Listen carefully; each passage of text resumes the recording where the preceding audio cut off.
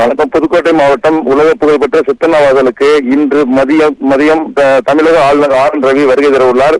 அதையொட்டி தற்போது இந்திய கம்யூனிஸ்ட் கட்சி, மார்க்சிஸ்ட் கட்சி உள்ளிட்ட பல்வேறு கட்சிகள் தற்போது ஆளுநர் வருகைக்கு எதிர்ப்பு தெரிவித்து கருப்பு கொடி போராட்டம் நடத்தி வருகின்றனர். அதாவது தற்போது இந்த போராட்டம் புதுக்கோட்டை அன்னவாசல் சாலையில் உள்ள கட்டியாவையில் என்ற பகுதியில் தற்போது இந்த போராட்டம் நடைபெற்று வருகிறது.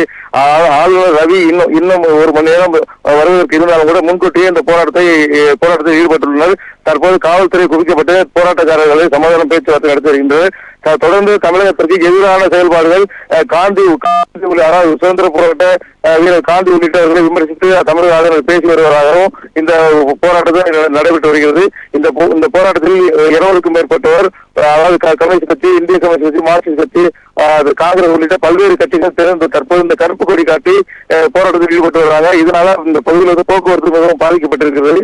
கருப்பு கொடிக்கு மட்டுமல்லாது கருப்பு பலூனை வானில் பறக்கவிட்டு ஆளுநருக்கு எதிர்ப்பு தெரிவித்து வருகின்றனர். காணும்